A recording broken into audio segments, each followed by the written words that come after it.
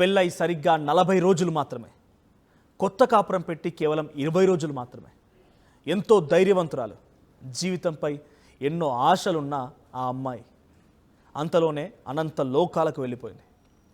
Visakha PM పాలెంలో జరిగినటువంటి ఈ నవవధువు కృష్ణవేణి ఆత్మహత్య ఉదంతం ఇప్పుడు 2 జిల్లాలను కుదిపేస్తోంది. అసలు ఎందుకు, ఏం జరిగింది? ఎంతో అన్యోన్యంగా ఉన్నటువంటి దంపతుల మధ్య ఆ 40 రోజుల్లో ఏం జరిగింది? లేక ఆ పెళ్లి వెనుక, పెళ్లికి ముందుకు సాగిన ఏదైనా చేదు నిజం దాగి ఉందా?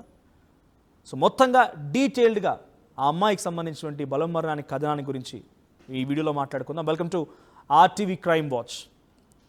విజయనగరం జిల్లా రామభద్రాపురం మండలం మిత్తివలసకు చెందినటువంటి కృష్ణవేణి అంటే ఆ గ్రామంలో, ఆ కుటుంబంలో ఎంతో సుపరిచితురాలు. ఎంతగానో ఆ అమ్మాయి అంటే ఇష్టం వారందరికీ.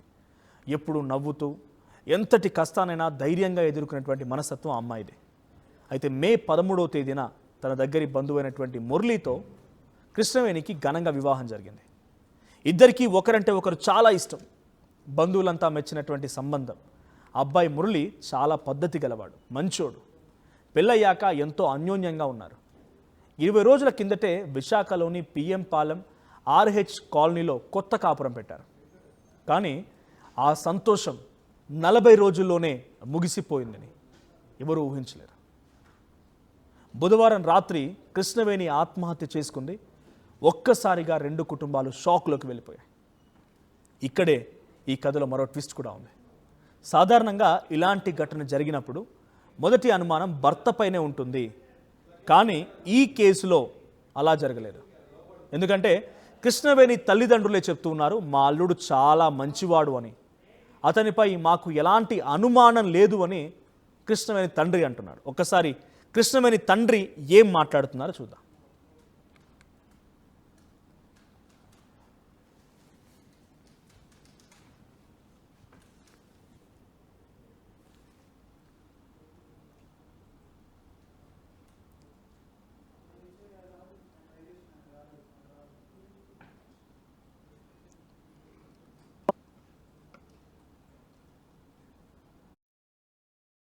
పెళ్ళి వచ్చేటట్ట పాప ఫోన్ చేశారు. ఏమైనా అనుమానాలు ఏమన్నాయి మీకు? మా అమ్మాయిని వివాహం ఇక్కడ గురమ్మకి ఇచ్చాం.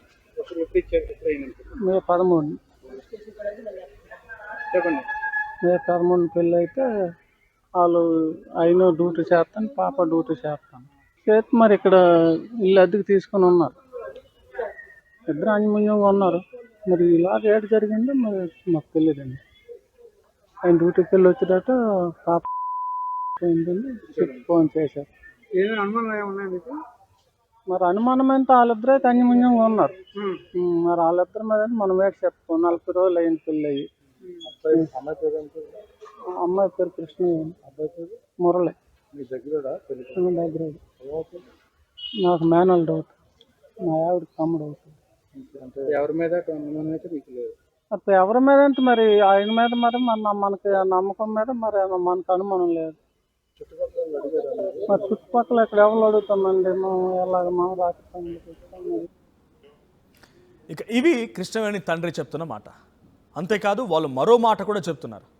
మా అమ్మాయి చాలా ధైర్యంగా ఉంటుంది, చిన్న చిన్న విషయాలకు బాధపడే అమ్మాయి కాదు, ఎందుకు ఇలా చేసిందో మాకు అర్థం కావడం లేదు అని కన్నీళ్లు పెట్టుకుంటున్నారు. బంధువులు కూడా దాదాపుగా ఇదే చెప్తున్నారు. ఇద్దరు సంతోషంగానే ఉన్నారని, వారి మధ్య పెద్దగా గొడవలు కూడా లేవని చెప్తున్నారు. ఒకసారి బంధువులు కూడా మాట్లాడారు. ఆ బంధువుల మాటలు కూడా విందాం.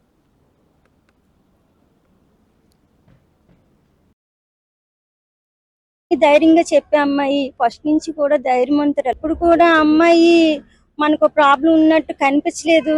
ఉన్నా గానీ ధైర్యంగా చెప్పే అమ్మాయి, ఫస్ట్ నుంచి కూడా ధైర్యవంతురాలు అమ్మాయి. అసలు ఇలా చేసిందంటే మేము అలా షాక్ అయిపోయామండి. పొద్దున్న మాకు 5 గంటలకు తెలిసింది. ఇంకా అసలు అందరూ స్పృహ కోల్పోయాం. చాలా ధైర్యవంతురాలు, బుద్ధిమంతురాలు, అన్ని తెలిసిన అమ్మాయి, చదువుకున్న అమ్మాయి ఇలా చేయడం చాలా ఘోరం అండి. ఎలాంటి కంప్లైంట్లు లేవండి అమ్మాయి మీద. అయితే డ్యూటీ వరకు బాగానే చేసుకునేదని 40 రోజుల్లోనే తెలుసు. బాగానే ఫ్యామిలీ అందరూ మంచి వాళ్ళనే కదండి. 4 రోజులు మ్యారేజ్ చేసి పిల్లలకి పెళ్లి ఎందుకు చేస్తాం, 100 ఏళ్ళు బతుకుతారని చేస్తాము. అలా డ్యూటీ పరంగా కానీ అక్కడ కానీ ఏమన్నా ప్రాబ్లమ్స్ ఉన్నాయి అని అంటే చెప్పే అమ్మాయి అని మేమైతే అనుకుంటున్నాము. మరి ఇంకంతకన్నా ఏం ప్రాబ్లం ఉందన్నది మరి మనకు తెలియదు సార్. ఇప్పుడు కూడా అల్లుడేమో మంచోడు, కూతురు కూడా ధైర్యవంతురాలు. మరి ఆత్మహత్య కారణం ఏంటి? తల్లిదండ్రుల అనుమానాలన్నీ ఇప్పుడు కృష్ణవేణి గత జీవితం వైపు మల్లుతూ ఉన్నాయి. పెళ్లికి ముందు కృష్ణవేణి గోపాలపట్నంలోని ఓ షాపులో 3 ఏళ్లుగా పనిచేస్తోంది. అక్కడే హాస్టల్లో ఉంటూ జీవితాన్ని గడిపింది. ఆ 3 ఏళ్ల కాలంలో ఆమెకు ఎవరైనా పరిచయం అయ్యారా? పనిచేసే చోట ఏవైనా అనుకోని ఘటనలు జరిగాయా? పెళ్ళైన తర్వాత కూడా ఆ పాత జ్ఞాపకాలు లేదా ఎవరైనా అజ్ఞాత వ్యక్తులు ఆమెను వేధించారా? పెళ్ళై కొత్త జీవితాన్ని ప్రారంభించిన కృష్ణవేణిని గతానికి సంబంధించిన ఏ ఒత్తిడి అంతలా కుంగదీసింది? మనస్తాపంతోనే ఆమె ఈ దారుణ నిర్ణయం తీసుకుందా? తల్లిదండ్రుల ఫిర్యాదుతో పోలీసులు ఈ కోణంలోనే దర్యాప్తు ముమ్మరం చేశారు. కొంతమంది బంధువులు ఈ అనుమానాలను కూడా వ్యక్తం చేస్తూ మాట్లాడుకొచ్చారు. బంధువులు ఏం మాట్లాడారో చూద్దాం. అది 4 రోజులు అవుతుంది, 40 రోజులు పెళ్ళి అయింది. 4 రోజులు అవుతుంది. ఇక్కడ కాపురం పెట్టారు పిఎం పాలెంలోను. నేను రాత్రి అమ్మాయి ఉందని కబురు వచ్చిందండి. వచ్చారు. దానికి కారణాలు ఏంటంటే అబ్బాయి అమ్మాయి అయితే మాత్రం బాగానే ఉన్నారని చెప్పారు. కాకపోతే మాకైతే కొన్ని డౌట్స్ ఉన్నాయండి. తల్లిదండ్రులు దూరంగా 3 సంవత్సరాల నుంచి ఇక్కడ తను ఉద్యోగం చేస్తుంది. ఉద్యోగ పరంగా కానీ ఆ ఆఫీస్లో కానీ లేకపోతే హాస్టల్లో కానీ ఏవైనా సమస్యలు ఉన్నాయని పోలీసు వారిని తెలుసుకోమని చెప్పి కంప్లైంట్ రాసి ఇచ్చాం. ఆ పరమైన డౌట్స్ అయితే ఉంటాయి. మామూలుగా అయితే కొంచెం అమ్మాయి కూడా ధైర్యవంతురాలే. ఆ డౌట్ ఉంది మాకు కొంచెం. దాన్ని పోలీసు వాళ్ళ దృష్టిలో పెట్టాం. ఏదైనా ఫ్రెండ్స్ వల్ల కానీ లేదా ఇంకేదైనా ఫర్దర్ థర్డ్ పర్సన్ ఏమైనా ఎఫెక్ట్ ఉందేమని చెప్పి పోలీసు. ఈ కేసును ఛేదించాలంటే ఇప్పుడు ఒకే ఒక ఆధారం, కృష్ణవేణి మొబైల్ ఫోన్. చనిపోయే ముందు కృష్ణవేణి ఆఖరి ఫోన్ కాల్ ఎవరికి చేసింది, ఎవరితో చాటింగ్ చేసింది అనే అంశాలపైన పోలీసులు ఇప్పుడు ఆరా తీస్తున్నారు.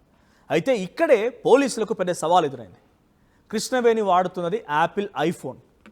దాని సెక్యూరిటీ లాక్ని ఓపెన్ చేయడం పోలీసులకి కష్టంగా మారింది. సాంకేతిక ఆధారాలు సేకరించేందుకు ఆ ఫోన్ లాక్ ఓపెన్ చేసేందుకు మొబైల్ని ఫోరెన్సిక్ ల్యాబ్కి పంపించారు పోలీసులు. ఆ ఫోన్ లాక్ ఓపెన్ అయితే కాల్ హిస్టరీ, మెసేజ్లు, చాటింగ్ వివరాలు ఈ కేసులో కీలక ఆధారాలుగా మారే అవకాశం ఉందని విచారణ అధికారులు భావిస్తున్నారు. అంతేకాదు కృష్ణవేణి మురళిని నివసించినటువంటి ప్రాంతంలోని సీసీ కెమెరా దృశ్యాలను కూడా పోలీసులు పరిశీలిస్తున్నారు. ఎవరైనా వచ్చారా, వెళ్ళారా, ఏమైనా అనుమానాస్పద కదలికలు ఉన్నాయా అనే కోణంలో దర్యాప్తు జరుగుతోంది. ఇప్పటివరకు కుటుంబ సభ్యుల మాటల్లో భర్తపై అనుమానం లేదు. బంధువుల మాటల్లో ఇద్దరు బాగానే ఉన్నారు. అయితే కృష్ణవేణి మనసులో ఎలాంటి బాధ దాగి ఉంది?